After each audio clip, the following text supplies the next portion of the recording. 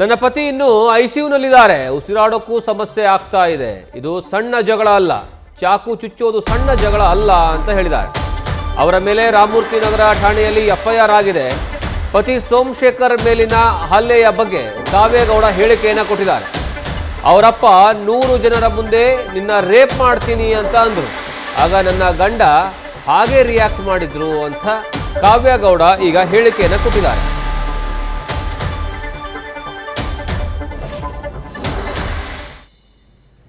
ನಟಿ ಕಾವೇಗೌಡ ವಿಚಾರವಾಗಿ ಅವರ ಮನೆಯಲ್ಲಿ ನಡೀತಾ ಇರುವಂತಹ ಕೋಲಾಹಲದ ಬಗ್ಗೆ ಮತ್ತಷ್ಟು ಅಪ್ಡೇಟ್ಗಳು ಸಿಗ್ತಾ ಇದ್ದಾವೆ. ನಟಿ ಕಾವೇಗೌಡ ಅವರ ಗಂಡನಿಗೆ ಚಾಕುವಿನಿಂದ ಇರಿತ ಮಾಡಲಾಗಿದೆ, ಚಾಕು ಚುಚ್ಚಲಾಗಿದೆ ಅನ್ನುವಂತಹ ಆರೋಪವನ್ನ ಏನು ಕಾವೇಗೌಡ ಮಾಡಿದ್ರಲ್ಲ, ಈಗ ಪತಿ ಕಾವೇಗೌಡ ಆ ರೀತಿಯಾಗಿ ಮಾಡೋದಕ್ಕೆ ಯಾಕೆ ಕಾರಣ ಅನ್ನುವಂತಹ ವಿಚಾರವನ್ನ ಬಹಿರಂಗಪಡಿಸುವಂತಹ ಕೆಲಸವನ್ನ ಮಾಡಿದ್ದಾರೆ.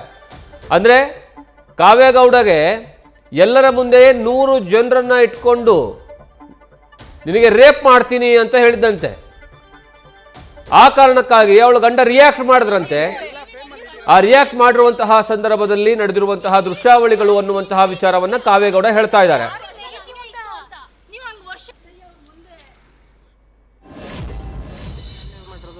ಹೌದು ಹೌದು ಇದೆ ಎಲ್ಲ ಕಂಪ್ಲೇಂಟ್ ಆಗಿದೆ, ಎಫ್ಐಆರ್ ಆಗಿದೆ ಅವ್ರ ಬಗ್ಗೆ. ಎಸ್ ಕೊಟ್ಟಿದ್ದೀನಿ ಸರ್. ನೆನ್ನೆ ಅಡ್ಮಿಟ್ ಆಗಿದ್ದಾರೆ. ನನ್ನ ಹಸ್ಬೆಂಡ್ ಇನ್ನು ICU ಅಲ್ಲಿದ್ದಾರೆ. ಸೊ ಹಲ್ಲೆ ಮಾಡಬೇಕಾದ್ರೆ ಹಸ್ಬೆಂಡ್ ಇರಲಿಲ್ಲ. ನನ್ನ ಹಸ್ಬೆಂಡ್ ಅವರು ಆಲ್ರೆಡಿ ಹೊಡೆದಾಕ್ಬಿಟ್ಟಿದ್ರು. ICU ನಲ್ಲಿದ್ದಾರೆ. ಇವಾಗ ICU ಅಲ್ಲಿದ್ದಾರೆ ನನ್ನ ಹಸ್ಬೆಂಡ್. ನಾವು ಹೋಗ್ಬೇಕು ಸರ್. Is fine. ಅಂದ್ರೆ ಲೈಕ್ ಉಸಿರಾಡಕ್ಕೆ ಸ್ವಲ್ಪ ಜಾಸ್ತಿ ಕಷ್ಟ ಆಗ್ತದೆ, ಅಂದ್ರೆ ತುಂಬಾ ಜೋರಾಗಿ ಇದು ಮಾಡಿದ್ದಾರೆ ಅವರು. ಸೊ ಎಸ್ ಮನೆಯಲ್ಲಿ ಸರಿ ಹೋಗಬೇಕಾಗಿದ್ದಂತ ಜಗಳ, ಸಣ್ಣ ಪುಟ್ಟ ಜಗಳ ಯಾಕೆ ಬಂತು ಅಂತ ಸರ್ ನಾನು ಒಂದು ಹೇಳ, ಮಧ್ಯದಲ್ಲೇ ಇರ್ಬೋದಾಗಿತ್ತು. ಒಂದು ಮನುಷ್ಯನ್ಗೆ ಹೊಡಿತೀನಿ ಬಡಿತೀನಿ ಹೆದರ್ಸಿದ್ರೆ ಹೆಂಗಾಗುತ್ತೆ? ನಿಮ್ಮ ಮನೆಗಳಲ್ಲೂ ಹಿಂಗೆ ಆದ್ರೆ ಸುಮ್ನಿರ್ತೀರಾ? ಇಲ್ಲ ಅಲ್ಲ, ನಿಮ್ಮ ಅಕ್ಕ ತಂಗಿಗೂ ಹಿಂಗೆ ಆದ್ರೆ ಸುಮ್ನಿರ್ತೀರಾ? ಸುಮ್ನಿರಿ ಅಂತ ಇಲ್ಲಿ ಯಾರು ಹೇಳ್ತಿಲ್ಲ ಮೇಡಮ್. ಅಲ್ಲ ಅದೆಲ್ಲ ನೀವು ಕ್ವೆಶ್ಚನ್ಸ್ ಕೇಳ್ತಾ ಇದ್ದೀರಾ 100% ಅಲ್ವಾ? ನೀವು ಹಾಗಿದ್ರೆ ಸೊ ಸಣ್ಣ ಜಗಳ ಅಷ್ಟು ದೊಡ್ಡದಾಗಿ ಯಾಕೆ ಸರ್? ಇದು ಸಣ್ಣ ಜಗಳ ಅಲ್ಲ. ಚಾಕು ಚುಚ್ಚೋದು ನಿಮ್ಗೆ ಸಣ್ಣದ? ಮೇಡಮ್ ಅದು ಅಲ್ಲ, ಅದು ಸರ್ ನಾನು ನಿಮ್ಗೆ ಏನು ಹೇಳ್ಬೇಕು ಅಷ್ಟು ಹೇಳಕ್ ಇಷ್ಟಪಟ್ಟಿದ್ದೀನಿ. ನೀವು ಇನ್ನೇನೇ ಕ್ವಶನ್ ಇದ್ರು ಇನ್ನು ಮುಂದೆ ಕಾನೂನು ನೋಡ್ಕೊಳುತ್ತೆ. ಮಗು ಮೇಲೆ ದಿಢೀರ್ ಹಲ್ಲೆ ಮಾಡಿದೆ ಯಾಕೆ ಅಂತ? ಅದು ನಮ್ಮ ಮನೆಯಲ್ಲಿ ಒಂದು ಹುಡುಗಿ ಇದ್ದಾಳೆ, ಸುಮಾ ಅಂತ. ಹುಡುಗಿ ನನ್ನ ಮಗಳು ನೋಡ್ಕೊಳಕ್ ಬಂದವಳು. ಸೊ ಏನಾಗಿದೆ ಅಂದರೆ 1 ತಿಂಗಳಿಂದ ಅವಳ ಮೇಲೆ ಕಳ್ತನದ ಆರೋಪ ಮಾಡಿದ್ದು.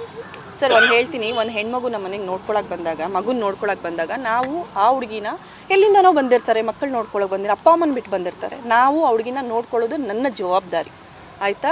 ನಮ್ಮ ಮನೆ ತುಂಬ ದೊಡ್ಡದು ಹೇಳಿದೆ ಅಲ್ವಾ? ಸೊ ಲಿವಿಂಗ್ ಏರಿಯಾ ಎಲ್ಲರಿಗೂ ಓಡಾಡೋ ಅಂತ ನಾನು ಅಲ್ಲೊಂದು ಫೋಟೋ ತೊಗೊಂಡು ಒಂದೇ ಒಂದು ಕಾರಣಕ್ಕೆ ಆ ಹುಡುಗಿ ಕಳ್ಳತನದ ಆರೋಪ ನಮ್ಮ ಹುಡುಗಿ ಮೇಲೆ ಹೊರಿಸಿದ್ಲು.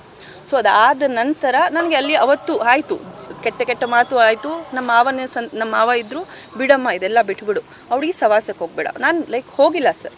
ನನ್ನ ಮಗಳ ಮೇಲೆ ಯಾವಾಗ ಅವಳು ಕೆನ್ನೆ ಇದು ಮಾಡಿದ್ಲೋ ಆ ಟೈಮ್ಗೆ 100% ನಾನು ಹೋಗ್ತೀನಿ ಸರ್. ನನ್ನ ಮಗಳು ನನಗೆ ಇಂಪಾರ್ಟೆಂಟು, ಯಾರೂ ಇಂಪಾರ್ಟೆಂಟ್ ಅಲ್ಲ ನನಗೆ. ಅಲ್ಲಿ ನನ್ನ ಮಗಳು ನನಗೆ ಇಂಪಾರ್ಟೆಂಟ್.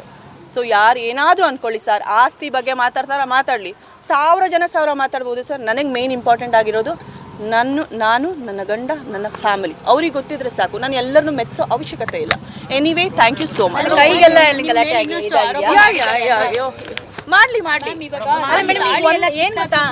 ನನಗೆ ಗೊತ್ತಿಲ್ಲಮ್ಮ, ಅದೆಲ್ಲ ಗೊತ್ತಿಲ್ಲಮ್ಮ. ಈಗ ಒಂದೇ ಮನೇಲಿ ಇದೀರಲ್ವಾ? ಒಂದೇ ಮನೇಲಿ ಇದ್ದಾಗ ಮತ್ತೀಗ ನೀವು ಅಲ್ಲೇ ಹೋಗ್ಬೇಕು, ಈ ಗಲಾಟೆಗಳು ಹಿಂಗೆಲ್ಲ ಮುಂದುವರಿತಾ ಇದೆ. ನನಗೆ ಆ ಥರ ಏನಿಲ್ಲ, ಒಂದೇ ಮನೇಲಿ ಇದ್ದೀವಿ ಆ ಥರ ಇಲ್ಲ. ಎಲ್ಲರದು ಡಿಫ್ರೆಂಟ್ ಇದೆ. ನಮ್ದು ತುಂಬ ದೊಡ್ಡ ಮನೆ, ಎಲ್ಲಿ ಬೇಕಾದ್ರೂ ಓಡಾಡ್ತಾ ಇರ್ಬೋದು.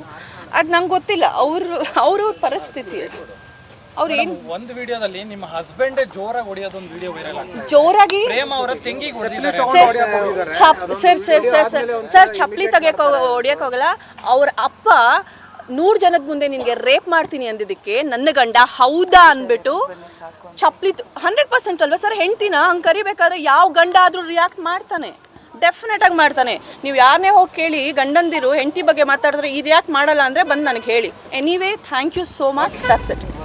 ಸರ್ ಈಗ ನನ್ನ ತಂಗಿಗೆ ಅವರು ಹೊಡೆದಾಕಿ ಸೊಮ್ಮಿಗೆಲ್ಲ ಚುಚ್ಚಿದ್ದಾರೆ ಅಂತ ಪೊಲೀಸ್ ಅಸಿಸ್ಟೆಂಟ್ ತಗೊಂಡ್ಮೇಲೆ ಅಲ್ಲಿ ಹೋದಾಗ ಯಾಕೆ ಈ ತರ ಮಾಡ್ತಿದ್ದೀರಾ ಅಂತ ಕೇಳಕ್ ಹೋದಾಗ ಇಮಿಡಿಯೇಟ್ಲಿ ನಂದೀಶ್ ಅನ್ನೋರು ಅಂಡ್ ಅವರು ರವಿ ಮಾಸ್ಟರ್ ಅನ್ನೋರು ಇಮಿಡಿಯೇಟ್ ಆಗಿ ಬಂದು ಹೊಡಿಯಕ್ಕೆ ಸ್ಟಾರ್ಟ್ ಮಾಡ್ತಾರೆ. You can see this so ಹಾಗಾಗಿ ಅದಾದ್ಮೇಲೆ ಅಲ್ಲಿಂದ ಬಂದು ಡೈರೆಕ್ಟ್ ನಾವು ಪೊಲೀಸ್ ಸ್ಟೇಷನ್ ಕಂಪ್ಲೇಂಟ್ ಮಾಡಿದ್ವಿ.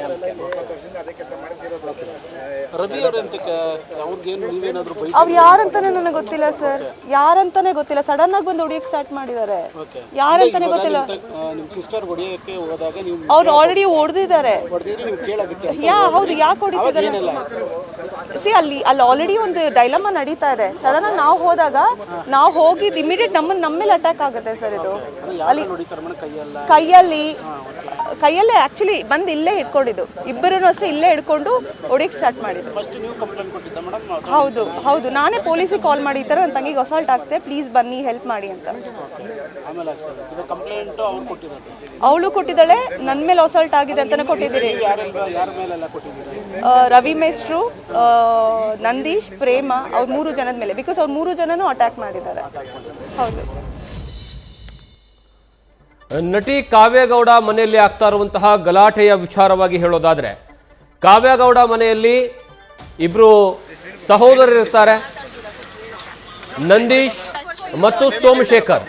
ಈ ಇಬ್ರು ಸಹ ಸಹೋದರರು, ಇಬ್ಬರಿಗೂ ಮದುವೆ ಆಗಿರುತ್ತೆ. ಸೋಮಶೇಖರ್ ಪತ್ನಿ ಕಾವ್ಯಗೌಡ, ಇನ್ನು ನಂದೀಶ್ ಅವರ ಪತ್ನಿ ಪ್ರೇಮ. ಈ 4 ಜನರು ಒಂದೇ ಮನೆಯಲ್ಲಿ ಇರ್ತಾರೆ. ಅವರ ಜೊತೆಗೆ ಅವರ ತಂದೆ ಅಂದ್ರೆ ಅವರ ಮಾವ, ಕಾವ್ಯಗೌಡ ಅವರ ಮಾವ. ಮನೆ ಬೇಕು ಅನ್ನುವಂತಹ ವಿಚಾರವಾಗಿ ಗಲಾಟೆ ಶುರುವಾಗಿ ತದನಂತರ ಅದು ಬೇರೆ ಬೇರೆ ಆಯಾಮಗಳನ್ನು ಪಡ್ಕೊಂಡು ಕೊನೆಗೆ ಅಂತಿಮವಾಗಿ ಈ ಘಟ್ಟಕ್ಕೆ ಬಂದು ನಿಂತ್ಕೊಂಡಿದೆ. ಈಗ ಕಾವ್ಯಗೌಡ ಹೇಳುವಂಥದ್ದೇನು ಅಂದರೆ, ಈಗ ನೀವೇನು ಸೋಮಶೇಖರ್ ಹಲ್ಲೆ ಮಾಡಿರುವಂತಹ ದೃಶ್ಯಾವಳಿಗಳನ್ನು ನೋಡ್ತಾ ಇದ್ದೀರಲ್ಲ, ಈ ಹಲ್ಲೆ ಮಾಡೋದಕ್ಕೆ ಕಾರಣ ಏನು ಅಂತ ಪ್ರಶ್ನೆಯನ್ನು ಇಟ್ಟಂತಹ ಸಂದರ್ಭದಲ್ಲಿ ಸೋಮಶೇಖರ್ ಹೇಳುವಂಥದ್ದು ಅಥವಾ ಸೋಮಶೇಖರ್ ಪರವಾಗಿ ಹೇಳುವಂಥದ್ದು ಕಾವ್ಯಗೌಡ, ಅಲ್ಲಿ 100 ಜನರ ಮುಂದೆ ನಿನ್ನನ್ನು ರೇಪ್ ಮಾಡ್ತೀನಿ ಅಂತ ರವಿ ಅವ್ರು ಹೇಳಿದ್ರಂತೆ. ರವಿ ಯಾರು ಅಂದ್ರೆ ಈ ಪ್ರೇಮ ಇದಾರಲ್ಲ, ಅಂದ್ರೆ ನಂದೀಶ್ ಅವರ ಮಾವ, ಪ್ರೇಮ ಅವರ ತಂದೆ. ಅವರು ಆ ರೀತಿಯಾಗಿ ಹೇಳ್ತಾರಂತೆ. ಆ ರೀತಿಯಾಗಿ ಹೇಳಿರುವಂತಹ ಕಾರಣಕ್ಕಾಗಿ ನನ್ನ ಗಂಡ ಸಾಮಾನ್ಯವಾಗಿ ಆ ರೀತಿಯಾದಂತಹ ಹೇಳಿಕೆ ಬಂದಂತಹ ಸಂದರ್ಭದಲ್ಲಿ, ಸಿಟ್ಟು ಬಂದಂತಹ ಸಂದರ್ಭದಲ್ಲಿ ಆ ಪ್ರೇಮ ಅವರ ತಂಗಿ ಮೇಲೆ ಹಲ್ಲೆಯನ್ನು ಮಾಡಿದ್ದಾರೆ, ಅದರಲ್ಲಿ ಏನು ತಪ್ಪು ಅನ್ನುವಂತಹ ಪ್ರಶ್ನೆಯನ್ನು ಮಾಡ್ತಾರೆ. ಅದಾದ ಮೇಲೆ ಈ ಪ್ರೇಮ ಆಗಿರ್ಬೋದು, ನಂದೀಶ್ ಆಗಿರ್ಬೋದು, ಜೊತೆಗೆ ರವಿ ಅವರಾಗಿರ್ಬೋದು, ಈ 3 ಸೇರಿ ನನ್ನ ಮೇಲೆ ಮತ್ತು ನನ್ನ ಗಂಡನ ಮೇಲೆ ಹಲ್ಲೆಯನ್ನು ಮಾಡಿದ್ದಾರೆ. ಹಲ್ಲೆಯ ಪರಿಣಾಮವಾಗಿ ನನ್ನ ಗಂಡನಿಗೆ ಚಾಕುವನ್ನು ಚುಚ್ಚಲಾಗಿದೆ. ಚಾಕು ಚುಚ್ಚಿರುವಂತಹ ಪರಿಣಾಮದಲ್ಲಿ ಈಗ ಅವರು ICUದಲ್ಲಿ ಟ್ರೀಟ್ಮೆಂಟ್ ಅನ್ನು ತೆಗೆದುಕೊಳ್ತಾ ಇದ್ದಾರೆ. ICUದಲ್ಲಿದ್ದಾರೆ, ಉಸಿರಾಡೋಕ್ಕೂ ಸಹ ತೊಂದರೆ ಆಗ್ತಾ ಇದೆ ಅಂತ ಕಾವ್ಯಗೌಡ ಮಾಹಿತಿಯನ್ನು ಕೊಟ್ಟಿದ್ದಾರೆ. ಮತ್ತೊಂದು ಕಡೆಗೆ ಮನೆಯಲ್ಲಿ ಆಗಿರುವಂತಹ ಗಲಾಟೆಯ ವಿಚಾರವಾಗಿ ಈ ಕಾವ್ಯಗೌಡ ಅವರ ಮನೆಯಲ್ಲಿ ಆ ಕಾವ್ಯಗೌಡನ ಮಗಳನ್ನ ನೋಡ್ಕೊಳ್ಳೋ ಸಲುವಾಗಿ ಒಬ್ಬ ಮಹಿಳೆಯನ್ನ ಮನೆ ಕರ್ಕೊಂಡ್ಬರಲಾಗಿತ್ತಂತೆ. ಅವರ ಮೇಲೆ ಕಳ್ಳತನದ ಆರೋಪವನ್ನು ಹೊರಿಸಲಾಗಿತ್ತಂತೆ. ಆ ವಿಚಾರದಲ್ಲೂ ಸಹ ಗಲಾಟೆ ಆಗುತ್ತೆ. ಅಂತಿಮವಾಗಿ ಈ ಗಲಾಟೆಯ ತೀವ್ರತೆ ಎಷ್ಟಿತ್ತು ಅಂದ್ರೆ, ಒಬ್ಬ ICUಲಿದ್ದಾರೆ, ಮಿಕ್ಕವರೆಲ್ಲರೂ ಸಹ ಪೊಲೀಸ್ ಸ್ಟೇಷನ್ ಮೆಟ್ಲೇರಿದ್ದಾರೆ. ಜೊತೆಗೆ ಆರೋಪ ಪ್ರತ್ಯಾರೋಪ 2 ಕಡೆನೂ ಸಹ ಕೇಳಿ ಬರ್ತಾ ಇದ್ದಾವೆ. ಈಗ ರಾಮಮೂರ್ತಿ ನಗರ ಪೊಲೀಸ್ ಠಾಣೆಯಲ್ಲಿ ಆರೋಪ ಪ್ರತ್ಯಾರೋಪದ ದೂರನ್ನು ದಾಖಲು ಮಾಡಲಾಗಿದೆ. ನ್ಯೂಸ್ ಫಸ್ಟ್, ನಿರ್ಭೀತಿಯಿಂದ ನಿಮ್ಮ ಪರವಾಗಿ.